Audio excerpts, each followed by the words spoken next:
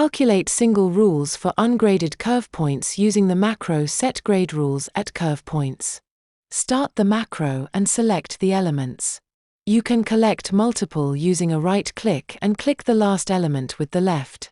Now you can decide whether to keep general grade rules by right-clicking or converting all rules on the selected elements to local. Check the dialog box for more information.